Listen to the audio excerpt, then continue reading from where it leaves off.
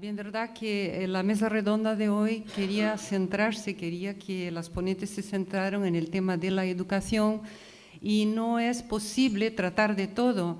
Es muy interesante que para aquellos que no habéis leído, que leáis cómo se ha gestado esta ideología, qué es el concepto de género. Todo eso es importante porque es la parte teórica que les nutre, que les lleva pues luego a buscar que se regularice una serie de situaciones. Entonces, dicho eso, me gustaría abrir el momento, este tiempo ahora para preguntas y respuestas. Os voy a rogar que seáis breves en las preguntas, no hagáis comentarios largos de 15 minutos, no, una pregunta, un comentario cortito, y que dirijáis a cuál ponente queréis que os conteste. Gracias. Pues tenemos a Juan Carlos. Gracias. Algo muy rápido, una curiosidad.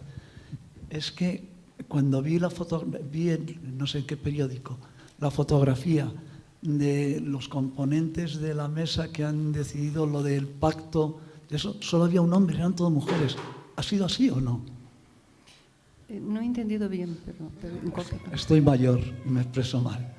Te digo, he visto, vi en el periódico la fotografía de los componentes, así ponía en el pie, de los que han hecho el pacto este último pacto que se ha hecho. Y son todas mujeres excepto un hombre.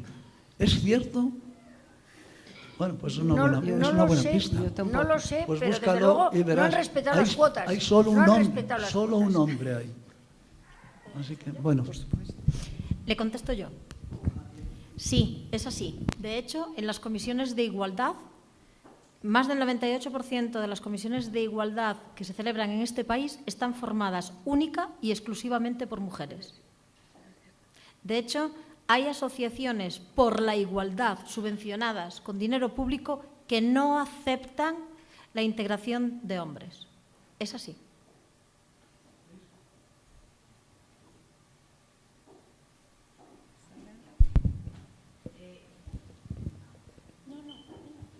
Perdona, yo no había visto.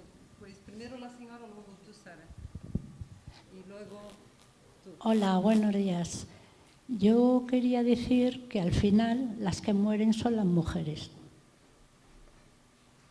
Porque ¿cuántas mujeres llevamos ya muertas desde primero de año? Esto contesto yo. Le voy a contestar yo. Y luego yo.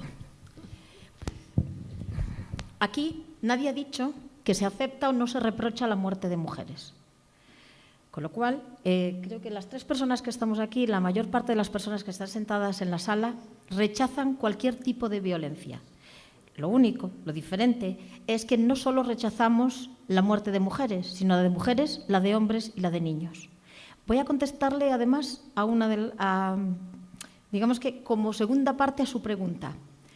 Las mujeres que llevan muertas este año las podemos ver en los periódicos, en los telediarios, cada día. Lo que no podemos ver es los niños que han muerto y los hombres que han muerto. ¿Sabe por qué?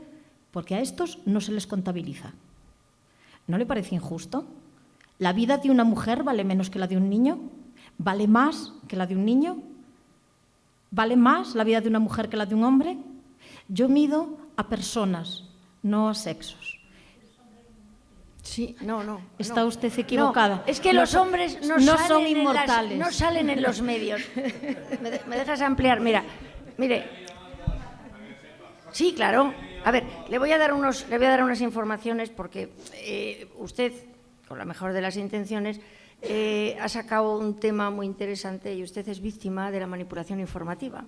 Entonces yo cuando empecé a investigar esto, bueno, es largo cómo llegué al tema de la violencia de género, me encontré con algo que me sobresaltó enormemente. Y es que hasta la Ley Integral de Violencia de Género se ponían las cifras de mujeres muertas a manos de hombres y hombres muertos a manos de sus mujeres. Y más o menos en todas partes del mundo, además, porque al final las estadísticas, al final, una vez suben baja, pero al final se igualan, es el 60-40. Es decir, si mataban 60 mujeres muertas, había 60 hombres muertos a manos de sus mujeres. Y entonces, de repente, empezaron a bajar las cifras, pasaron de contabilizarse en el Instituto Nacional de Estadística del Ministerio del Interior, pasaron al Consejo General del Poder Judicial y pasamos de tener, porque las cifras anteriores son 47 hombres, 39, 48, 51, bueno, de repente cogemos y pasamos a tener 7 hombres, 9 hombres. Y claro, hay un problema, y es que hay asociaciones de hombres que van recortando, eso es que no mueran los hombres, es que no salen en la tele. Entonces empezaron a recortar en los periódicos locales los hombres que morían a manos de sus mujeres. Entonces tú te veías que decían que habían muerto 7 hombres y yo le puedo dar una página en la que usted encuentra 29 enlaces a periódicos en los que lo mató su mujer con un cuchillo, lo mató... O sea, si usted no se lo cree, usted puede ir a esa página y ver los enlaces de esos hombres. Entonces, claro, ¿cómo se titula cómo lo titulan? Han muerto al menos 29 hombres este año. Al menos, ¿por qué? Porque si ni siquiera los periódicos locales lo reseñan, ni siquiera lo podemos reseñar. Pensar que las mujeres no matamos hombres, es lo que ha dicho Giovanna, pensar que las mujeres no somos agresivas. Es increíble, España sería el único país del mundo donde las mujeres no matamos hombres y además sin dinero público, porque no han dado un duro y hemos dejado de matar hombres, con lo cual habrá que pensar si es bueno que gasten tantos millones y que se sigan matando mujeres. Es decir, el engaño es de proporciones oceánicas. Entonces es cuando dices, ¿qué negocio hay aquí detrás para que se oculte eso? Y los niños, como ha dicho Giovanna, resulta que los niños que los matan los hombres son niños muertos por el machismo y el patriarcado. Y los niños que matan sus madres, y sobre todo si se suicidan después, se titula suicidio ampliado. Una señora que tiró primero por la ventana a su hija, luego a su hijo, luego se tiró ella, era un suicidio ampliado. Vamos a ver, eso lo hace un hombre y es un asesino que ha matado a sus hijos y luego además el muy cobarde se ha suicidado, porque las feministas, cuando un pobre señor desgraciado, desesperado, en un ataque de locura, porque un suicidio solo puede ser fruto de un ataque de locura, se tira, resulta que es por cobardía, para no enfrentarse a la cárcel. Y te ríes y dices, anda, estoy yo diciendo que me metan a la cárcel para descansar, pero, en fin, bueno, ya. Perdona, Sara. Yo quería preguntar si sabemos el porcentaje de población con relación a toda la población del país que supone el grupo de influencia LGTBI. ¿Cuántos son? ¿Un 1%? ¿Un 0,50%? A ver, vamos a ver. Eso es imposible, pero para que os hagáis una idea os voy diciendo, a ver, esto es una cosa económica. O sea, los miles de millones de euros que se gastan en todas estas políticas de género y en todas estas mentiras creadas de la violencia de género, etcétera, etcétera, porque violencia hay, pero no es de género, bueno, suponen muchos estamentos que están viviendo de esto. Entonces, la gente, para defender sus lentejas, está dispuesta a todo, porque es verdad que hay gente muy adoctrinada que se cree que todo esto es verdad, pero... Y entonces, pues ves grupos, pues a lo mejor hay grupos feministas, a ver, la gente que está defendiendo esto son los que están viviendo de esto y los que se lo han creído. Entre los que están viviendo de esto tienes un montón de concejales, cargos públicos, observatorios, comisarios de género, etcétera, etcétera, interesados en esto. Los lobbies, toda la gente que se está metiendo en lobbies por lo que está recibiendo dinero y carguetes o cosas o, en fin, o cursillitos que dan y les pagan y no sé qué y no sé cuántos. Todo el entramado de la ley de violencia de género. Todo, es decir, es amplísimo y cuanto más toda la gente que está haciendo unas carreras de género absolutamente demenciales que naturalmente defiende eso a capa y espada porque es de lo que va a vivir. O sea, todos los partidos políticos que tienen lobbies de género, porque todos tienen lobbies de género, y que se están embolsando dinero público a través de las subvenciones que dan esos lobbies de género. No, a ver, LGTB, es que además hay que distinguir. Yo LGBT llamo a los activistas, porque luego hay un montón de homosexuales, como estamos un montón de mujeres, que ni somos feministas de ese feminismo, quiero decir, ni tenemos nada que ver con esos lobbies. O sea, el problema es el entramado. Porque es que hay gente que está viviendo el rollo LGTB que no es homosexual, pero está viviendo de ello. Y cuanto más se amplíe, por ejemplo, ahora con el pacto de los 1.000 millones, esto no va a resolver, no va a haber ni una señora muerta menos. Yo creo que, personalmente, pienso que ni lo pretenden, porque sería matar la gallina de los huevos de oro. Pero es que lo que va a haber son 1.000 millones de euros a repartir entre todo el entramado. ¿Qué va a significar más gente viviendo de esto? ¿Qué va a significar más gente para defender sus lentejas a capa y espada? Y es así. Entonces, ahora, todas las leyes LGTB, que ya, es decir, todavía tienen que sacar ya los reglamentos y tal, pero que ya establece un montón de dinero para los lobbies LGTB, Que no para el homosexual, que ya digo que es distinto, que hay personas homosexuales que están además en contra de esto.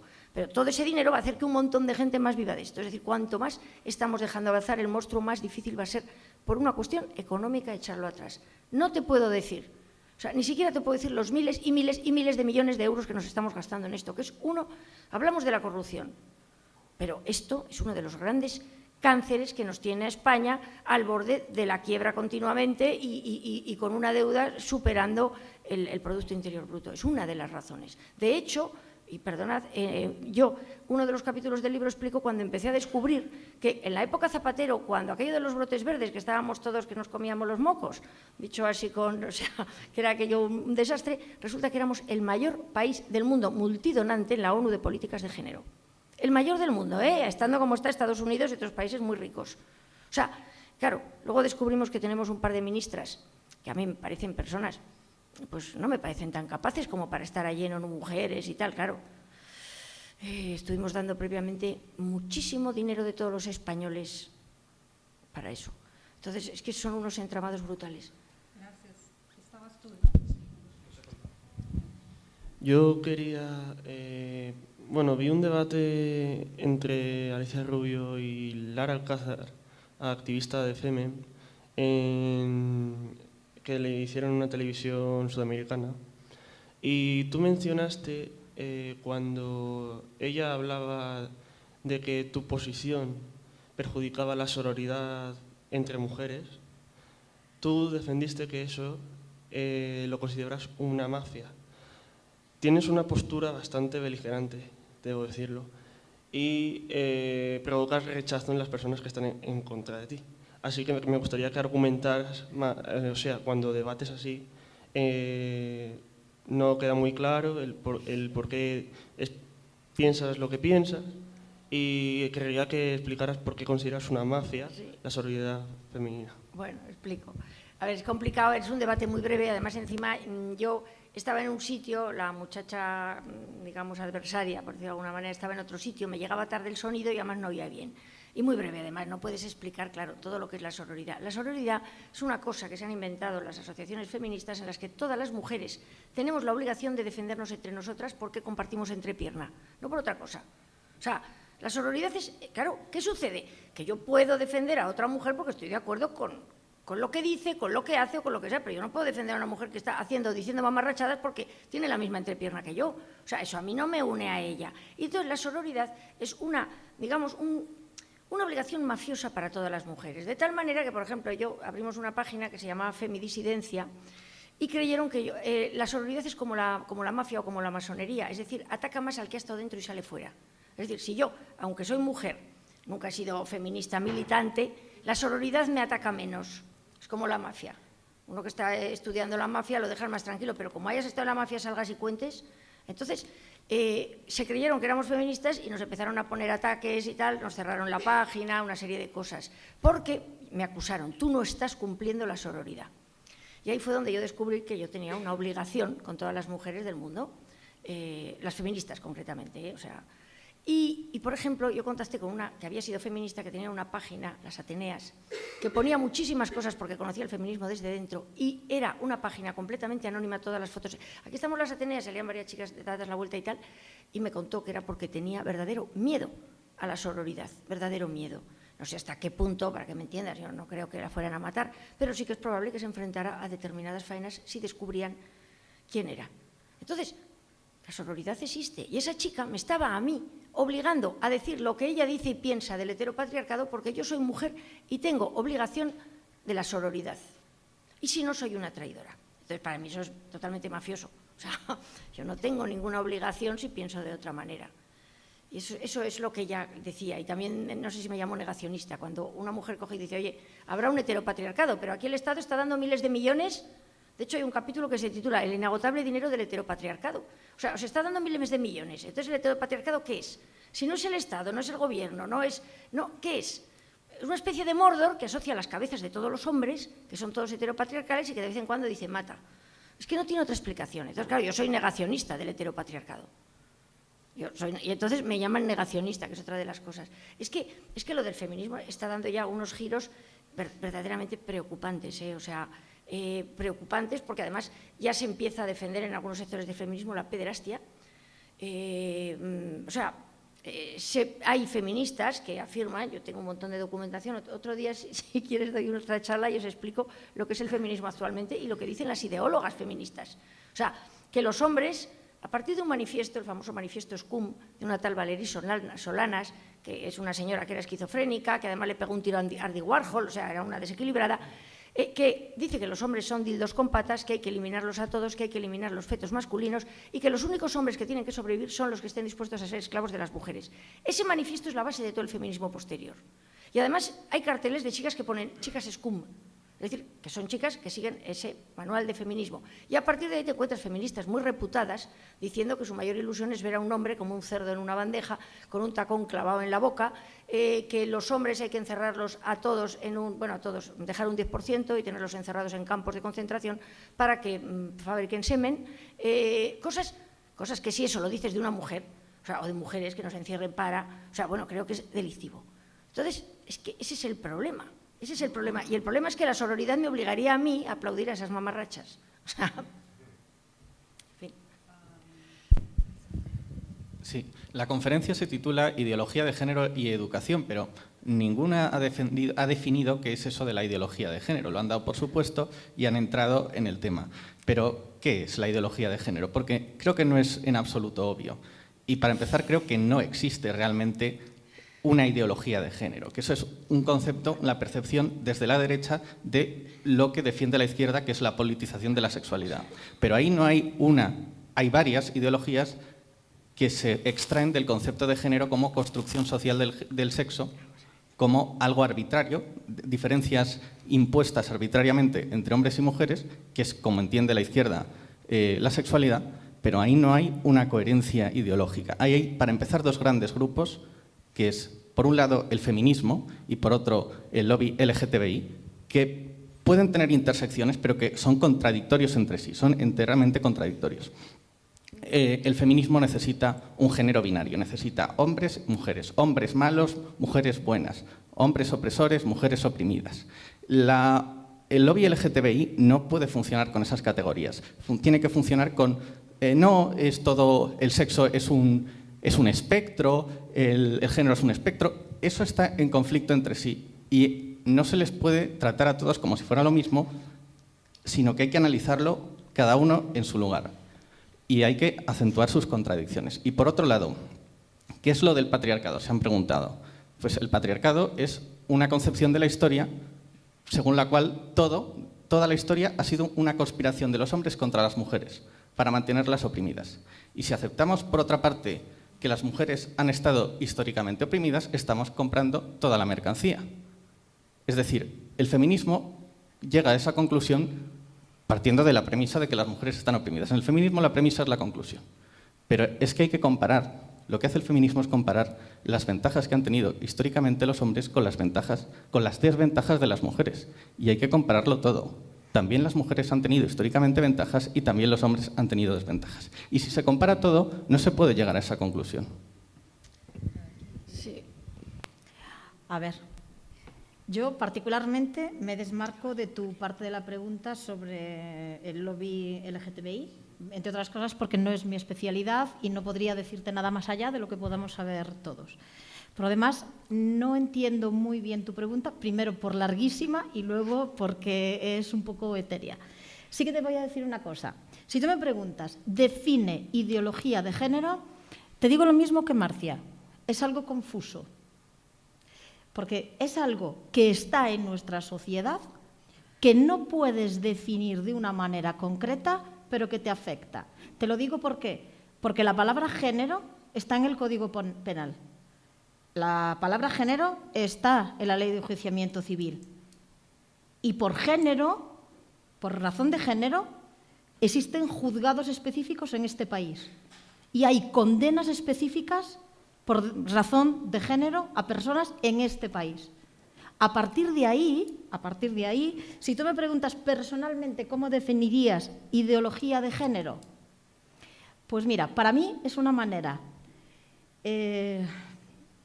de desviar la atención sobre los problemas que tenemos como personas en la sociedad que nos ha tocado vivir.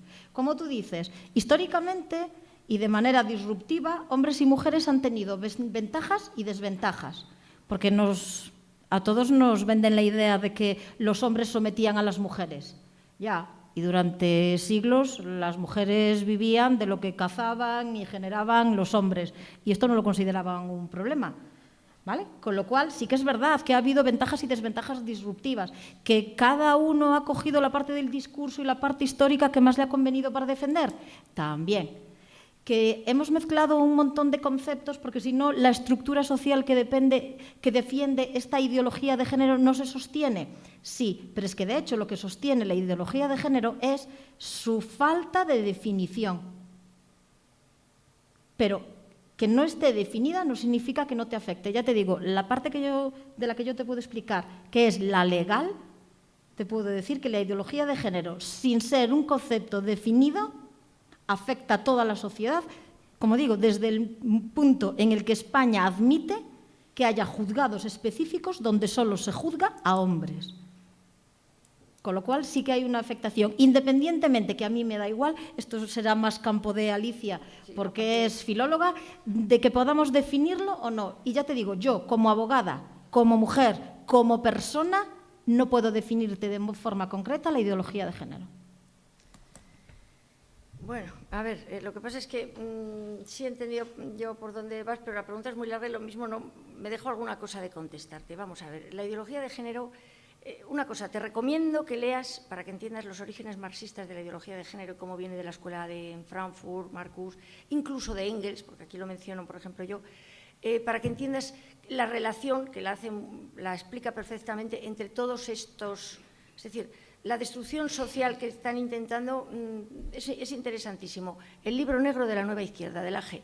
Incluso te recomendaría que en Internet pongas la conferencia que dio ayer aquí en Madrid, la AG, que la busques en el Gender and Sex, en el Congreso de Género y Sexo, porque te va a esclarecer mucho esos orígenes ideológicos. Pero de todas maneras, de forma general, ¿qué tiene que ver lo uno con lo otro? A mí me costó, porque efectivamente esto es un batiburrillo, pero al final, cuando descubres todas las estructuras, es clarísimo. Lo que pasa es que efectivamente es tremendamente complicado, pero hasta que lo ves. Bueno, en realidad... Vamos a ver, es un constructo doctrinal sobre la naturaleza humana que afirma que no existen hombres y mujeres naturales, sino que son frutos de la educación y las convenciones sociales. De tal manera que este señor, que lo vemos ahí, dice, existimos mujeres con pene y barba. Vamos a ver, él se puede sentir lo que quiera, pero no, es decir, si tiene pene y tiene barba es un hombre. Fin. Y luego ya veremos qué es lo que pasa. ¿Pero por qué? Pues porque la definición de hombre es persona con atributos masculinos, pene, etcétera. Bueno. No tiene ninguna base científica, que es el problema, que es una teoría con unas herramientas para interpretar la realidad desde esa visión y a la que la realidad y la ciencia la contradicen desde la antropología, la neurofisiología, la biología, el sentido común y la experiencia cotidiana. Se desmiente de todo. ¿Cómo se originó? Para que entiendas un poco la evolución, se originó de la degradación de los objetivos del feminismo de equidad. Ese feminismo inicial en el que tú bien dices que las mujeres no hemos sido institucionalmente oprimidas, pero es verdad que en muchos casos, y muchas veces por pura protección, se nos consideraba como menores de edad. O sea, había una minoría de edad en muchas civilizaciones, vamos, en muchas culturas. Pero bueno, pero de cualquier manera también tampoco hemos estado ni tan oprimidas y además ha habido muy diversas circunstancias. Y además, cuando, por ejemplo, el hombre tenía una buena condición social, la mujer también subía en condición social y en nivel de vida. O sea, no consistía en que el hombre siempre vivía bien y la mujer siempre vivía mal. Es decir, eso es una cosa que no es, efectivamente, como él ha dicho, no es del todo cierta. Bueno, dando paso al feminismo de género, donde la mujer y sus condicionantes biológicos, concretamente la maternidad, eran confundidos con una creación de rol social que la oprimía ancestralmente y cuyo culpable, ¿quién es el culpable de la maternidad? El varón.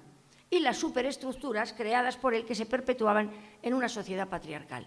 Esa es la teoría, ahí hay una ideología en la que dice eso. El hombre es el culpable de que la mujer sea madre y atarla a ese condicionante biológico que la lleva a un rol social, porque naturalmente, imaginaos hace unos siglos la señora con la tripa, los niños, o sea, como para salir a trabajar. Porque aquí ha cambiado mucho la vida y probablemente la lavadora ha hecho por la mujer más que el propio feminismo. Pero bueno, y esto enlaza con la sexualidad interpretada como lucha de clases, donde la mujer es el proletario y el hombre el burgués, y eso viene expresado por Engels. Y entonces se anima a los sexos a enfrentarse, que es el problema que tenemos. Y esto es una interpretación de la realidad, esto es una ideología, es una teoría, no tiene por qué ser cierto. ¿Qué pasa? Que la mujer debía convertirse en la clase dominante por el sistema de sustituir imitando al amo. Y aquí tenemos la sustitución y la imitación, recordad. Consecuencias de esta interpretación de la sociedad, de esta ideología: despreciar a la mujer real y sus valores, sus comportamientos, sus características, es decir, incluso nuestro cuerpo, que tenemos, digamos, la propensión a coger grasa, precisamente por nuestro rol biológico, todo. De la mujer se odia todo, que las carreras, las cosas que hacemos mejor las mujeres, lo que nos gusta a las mujeres, es todo. Y demonizar la maternidad como rasgo esencial, por ser todo ello una construcción social opresiva. ¿Y cuál es la otra parte? Odiar al hombre como opresor. Claro, estamos en eso, puesto que era así por su rol social. Privilegiado, que además el hombre se había autocreado. Es decir, aquí estas señoras, o sea, el feminismo está creando eso, está diciendo que es que el hombre se ha creado su rol. O sea, que naturalmente estamos hablando de pura biología. El rol social del varón en muchos casos viene determinado por su previo rol biológico. Entonces, el hombre se convierte en la versión original que se trata de imitar en una copia burda e imperfecta. ¿Y qué pasa? Que lo mejor que es eliminar el original perfecto. Porque yo lo digo siempre, como mujer yo soy perfecta, como hombre soy bastante birria. Y es así, o sea, y los hombres igual. ¿Qué pasa? Que la mujer debía ser como los hombres, comportarse como los hombres, ya estáis viendo, ¿no?, el feminismo. Vivir una sexualidad masculina, en el sentido de no tener consecuencias, una sexualidad, pues eso, sin consecuencias y naturalmente pues muy promiscua, etcétera, etcétera. La mujer tiene que ser fuerte, valiente, agresiva, decidida. Todas las características que siempre se han aplicado al varón por determinadas circunstancias, ¿no? Y el hombre, ¿qué tenía que ser? Debía feminizarse, dejar de ser el macho opresor, actuando contra su naturaleza y su testosterona y su biología. ¿Qué se estaba gestando aquí? Esa destrucción de la masculinidad y de la feminidad. Y entonces es cuando entran, que es lo que a ti te preocupa y por qué tiene que ver, los lobbies homosexualistas. A la exigencia como derecho de las feministas de la contracepción y el aborto, y de que la mujer disfrutara de esa sexualidad masculina gracias a esto, gracias a que nos atiborran a porquerías, y gracias al aborto, porque si no la mujer no puede tener una sexualidad masculina por las consecuencias evidentes y biológicas que tiene para nosotras. O sea, no nos engañemos. ¿Qué pasa? ¿El ideal del amor perfecto cuál es? El lesbianismo, claramente. Y entonces es el momento en el que en todos los lobbies feministas la lesbiana viene a sustituir a la mujer. Tú en los lobbies, incluso cuando te metes feminista, un punto más, si eres feminista heterosexual, pues eres grado 0. Si eres feminista lesbiana ya subes un poco a las crías, digamos que es una manera de crecer. Y entonces, ¿qué te encuentras? Con que las lesbianas son todas o bisexuales, que esas son las heterosexuales avergonzadas de su culpa genética de ser heterosexuales, y están las lesbianas. Y ahí es cuando se juntan los dos lobbies, y ahí viene la lucha. ¿Que llevas razón en que van a acabar enfrentándose? Sí, ya empiezan. En los vientres de alquiler y en los transexuales que están claro, copando todas las marcas del deporte femenino. Llevas razón en que se van a enfrentar, pero en este momento pertenecen a la misma ideología. No sé si ha quedado claro, más o menos. Bueno, que si no seguiría... Buenos días, Marcia, tú me conoces perfectamente. Además hemos estado hablando de estos temas no hace muchos días, en diciembre. Tú sabes, yo me voy a presentar, me llamo José Antonio Ruiz de la Hermosa, no me importa decirlo en público. Soy médico, soy historiador y soy periodista y ejerzo las tres cosas. Como médico, hablando de las estadísticas de muertas y de muertos, voy a decir que si yo me voy a la puerta de un cine donde ponen películas de terror y le pregunto a la gente que sale de ver películas, ¿usted le gustan las películas de terror? El 99% me va a decir que sí. Las estadísticas suelen ser mentiras. Yo, como médico, he hecho autopsias y he trabajado en temas concretos de estos. El año pasado murieron 50, 60 mujeres, lo cual es una verdadera desgracia para este país por violencia de género. Pero ¿cuántos hombres se suicidaron? ¿Cuántos hombres se suicidaron porque les quitaron su casa, les quitaron sus hijos y les quitaron su dinero? 1.200. Eso no sale en ningún sitio. Pero yo sí lo sé porque tengo acceso a esas estadísticas, porque yo no las leo en la prensa ni las veo en la televisión. Eso quiero que quede muy claro. Siento muchísimo las 50 mujeres, pero los 1.200 hombres que se suicidaron también los siento. 1. 2. Se me acaba de ir. No. Como periodista he tenido, como médico y periodista, ambas cosas, he tenido que ir a un juzgado de violencia de género, a trabajar. No soy juez, ni fiscal, ni abogado, sino por el otro ámbito. Y he visto, voy a reducirlo a estadísticas, ya que hay gente que le gustan. Entran 10 señores, hay 10 juicios.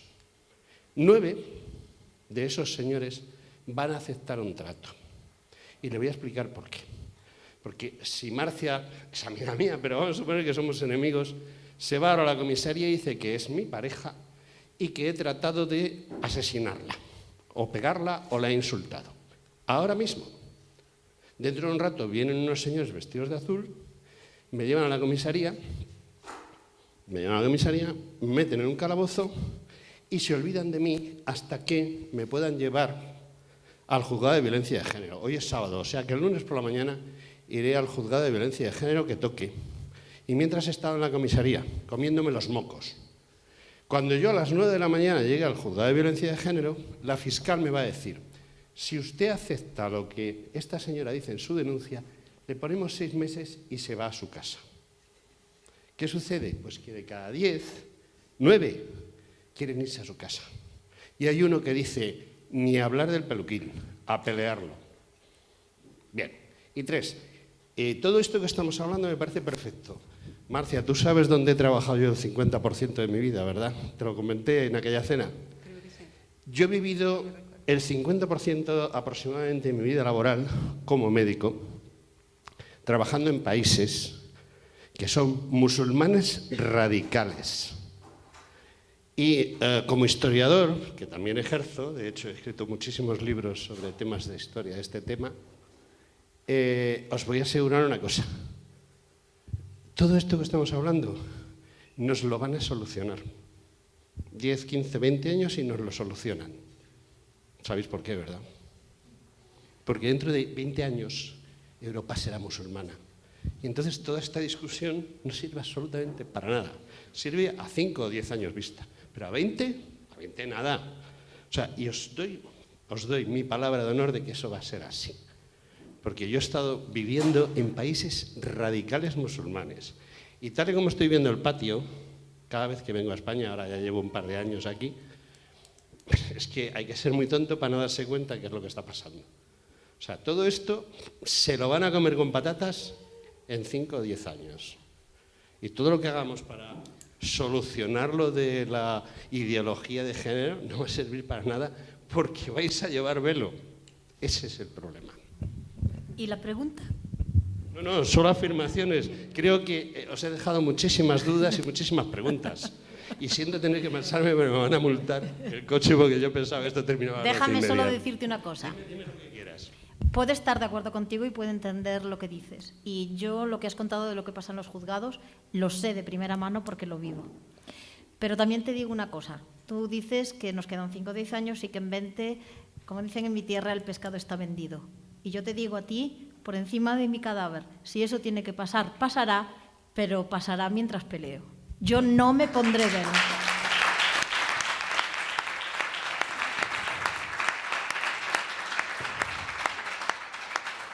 Estoy de acuerdo contigo, que tú lo pelearás y yo lo voy a pelear. Yo también lo voy a pelear. Pero siento decirte que el 50% de mi vida lo he pasado en esos sitios y se nos ha metido, toda esa gente se nos está metiendo. Además estamos pagando nosotros que esa gente venga aquí y ellos no tienen una religión. O sea, no existe la religión musulmana, es un estilo de vida. Creo que ese es otro debate. Sí. Ya lo sé, pero que afecta totalmente a este debate. Tiene una relación por una cosa. Ya sabéis que ahora las feministas, para sorpresa de todas, aparte de cosas tan extrañas como prohibir que las chicas monas vayan a darles trofeos en Fórmula 1 a los ganadores, una cosa que se ganaban las muchachas la vida honradísimamente y vaya, ahora no van a poder, es que ahora les ha dado por decir que las musulmanas llevan el velo de forma voluntaria, o sea, no, por ejemplo, que llevan el velo de forma voluntaria y están promocionando que se pongan, y ya aparecen muchas muchas feministas con el velo, diciendo libertad para ponerse el velo. Dices, pero vamos a ver, o sea, ya esta gente ya ha dado la vuelta O sea, de hecho, tengo una foto de una con una bandera LGTBI y diciendo la religión musulmana es justicia y no sé qué, una bandera LGTBI, lleva un velo y dices, pero esta muchacha, ¿qué le han contado? O sea, es decir, es que efectivamente ahí hay una relación antinatural, o sea, contra natura de estos lobbies y los musulmanes.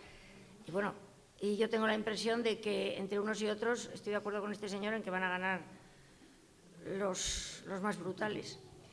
Ahí lo dejo. Bueno, gracias Alicia y Giovanna. Yo no sé si hay alguna pregunta que se siente como urgente. Aquella señora creo que levantó la mano 6 o 7 veces. Ay, sí, perdona, no la he visto. Entonces...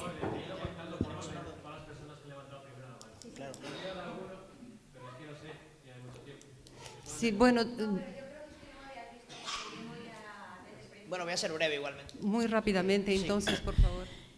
Bueno, durante toda la conferencia se ha abordado el hecho de que tanto el colectivo LGTBI como el feminismo reciben mucho dinero, hay mucho, o sea, ellos en sí mismos ejercen de lobbies, pero también reciben un montón de dinero público. Entonces yo lo que quería preguntar es, ¿cuál creéis que es realmente la finalidad de darles tanto dinero? O sea, ¿para qué se está promocionando? O sea, eso creo que es lo que falta responder. Es decir, todo esto se hace por un motivo y eso sí, me gustaría debatir sobre ello. Vamos a ver, aquí nos vamos a ir a unas esferas muy altas. Hay una base que no se entera de nada, que son todos los críos adoctrinados, que por ejemplo a mí en mis charlas vienen a llamarme machista y homófoba y no sé qué cosas, cuando yo realmente lo que denuncio es la destrucción social y sobre todo también económica de todo esto. Pero bueno, que esos son, digamos, la casta inferior, se creen que están luchando contra el establishment, porque son unos rebeldes, y en realidad lo que están es afianzando el establishment. ¿Por qué? Porque luego están las castas intermedias, que son las que están ganando dinero. Si tú me dices, ¿por qué toda esta gente? Yo te digo, por dinero y por poder, casta intermedia. Pero coges y dices, bueno, pero ¿cómo ha podido ser esto? Arriba. ¿Qué sucede? Pues yo, desde luego, la conclusión que he llegado es que absolutamente todas las políticas de género, que hay algunas que no parecen de género y también lo son de reducción poblacional. Efectivamente, estas ideologías han salido de las cumbres poblacionales de la ONU. Entonces, si uno se da cuenta, la promoción de la homosexualidad es reducción poblacional, la destrucción de la pareja heterosexual es reducción poblacional, el aborto es reducción poblacional, incluso estas extrañas nuevas corrientes antinatalistas. Además, yo ya he leído noticias en las que dicen que el cambio climático está relacionado con la violencia de género. Es decir, ya empiezan a mezclar el antinatalismo, que consiste en que uno se autoelimina para no contaminar el mundo. Todo absolutamente, bueno, la eutanasia, porque además, claro, con todas estas reducciones poblacionales en este momento somos un rombo de pirámide, ya no tenemos nada y naturalmente van a empezar a sobrar personas mayores que hay que pagarles pensión y que además son gravosas respecto a que tienen más problemas de salud. Entonces, también la eutanasia es decir, reducción poblacional. Si me hablas de altas esferas, o sea, todo esto busca una sola cosa y es esa. Y entonces todos estos lobbies, además, cuando uno analiza cómo entran financiados por dinero exterior. Y luego ya se agarran como las garrapatas a los presupuestos públicos. Y acabamos pagando nosotros la cuerda con la que nos estamos ahorcando. Es tremendo, o sea, es tremendo. Muy bien. Sí. Sí. Bueno, enlaza un poco con lo último que has señalado, lo de la reducción de la población. Yo creo que el plan último es más siniestro que eso. O sea, yo creo que la izquierda, digamos, el comunismo, lo hablabas, todas estas teorías vienen del marxismo, al final lo que viene es imponer un sistema comunista. ¿Cómo? Tienes que desmontar al ser humano. O sea, tienes que quitar las seguridades que tenemos. ¿Por qué? Porque el desarrollo de la persona, un desarrollo normal, se basa se desarrolla en base a seguridades, líneas firmes, convicciones, y eso se lo estás quitando a los niños desde pequeños. Le estás diciendo de entrada que lo que en principio es que es niño, no lo es. O sea, estás desarmando al ser humano. ¿Para qué? Para después imponerte, para que después venga el Estado y te diga qué es lo que tienes que pensar, qué es lo que tienes que hacer, desmontarnos como seres humanos. ¿Qué pasó con el proletariado? Y lo dijo usted anteriormente. Primero se eleva al proletario. ¿Para qué? Para después aplastarlo. que fue los sistemas comunistas, con la mujer igual. Nos quieren elevar detrás de estas teorías buenistas porque hay mucho progre bueno, todo está disfrazado de falsedades, ¿verdad? Yo lo estoy viendo de gente que no se da cuenta de lo irresponsable que está haciendo, imponiendo a sus hijos doctrinas como esta. El otro día, voy a poner un pequeño ejemplo, en el colegio de mi hijo, ahora en la fiesta de disfraces de carnaval, las niñas iban de una forma y los niños de otro. Pues había madres que las niñas llevaban tutú, quisieron poner a sus hijos tutú.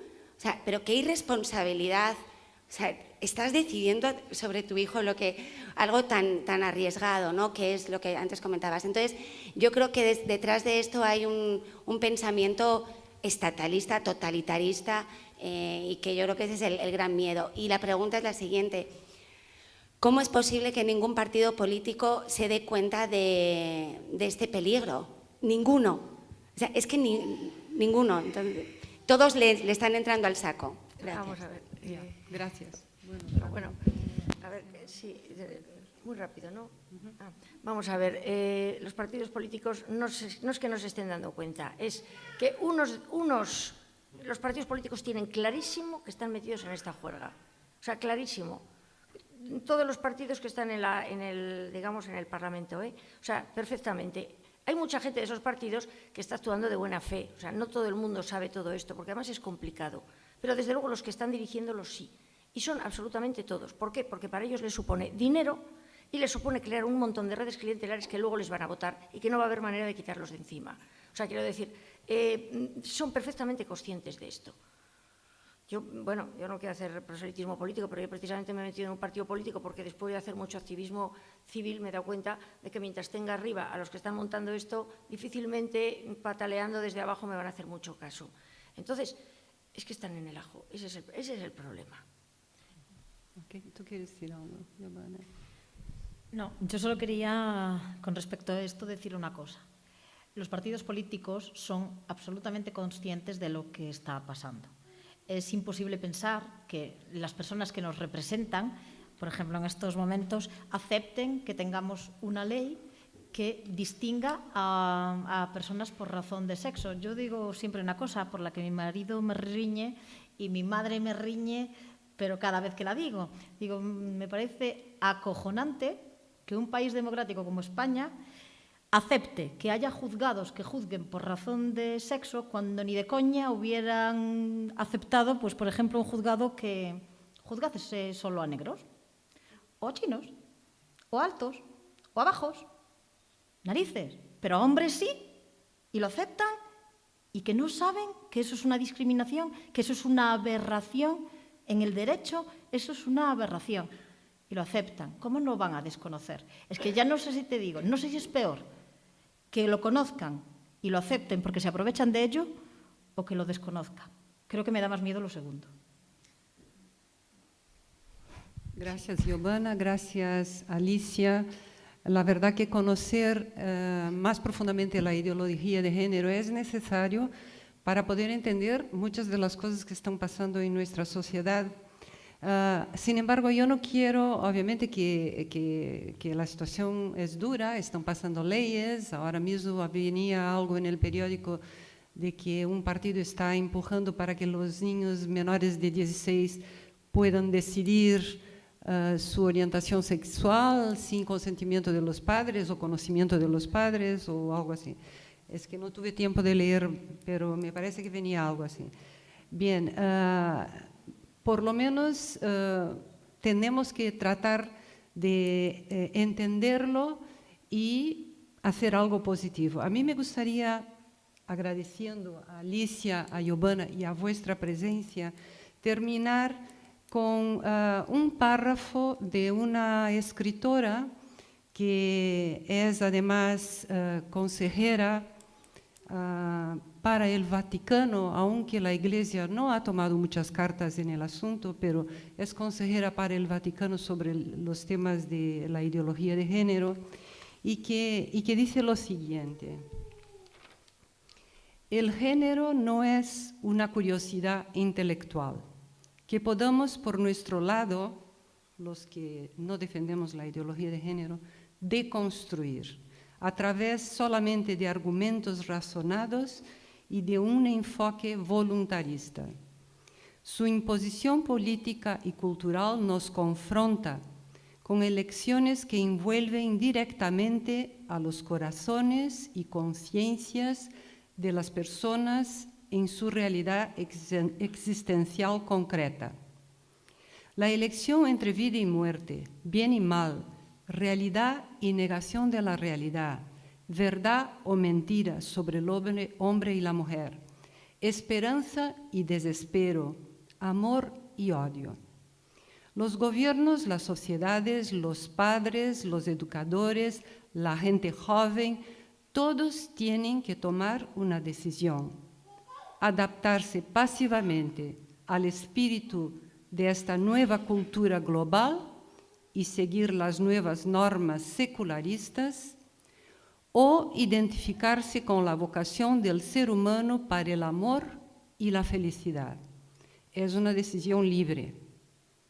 La elección de la ideología de género es un proceso de negación que, como todas las acciones humanas, también pasa por la razón, la conciencia y el corazón de las personas que lo eligen.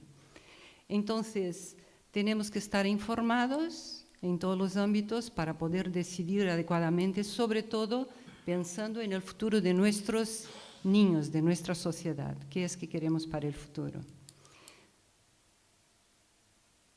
Pues dicho eso, me gustaría clausurar esta mesa redonda y también recordaros que si queréis adquirir algún libro de Alicia Rubio, pues está allí a la disposición vuestra. Y muchas gracias, que podamos seguir viéndonos en otras ocasiones.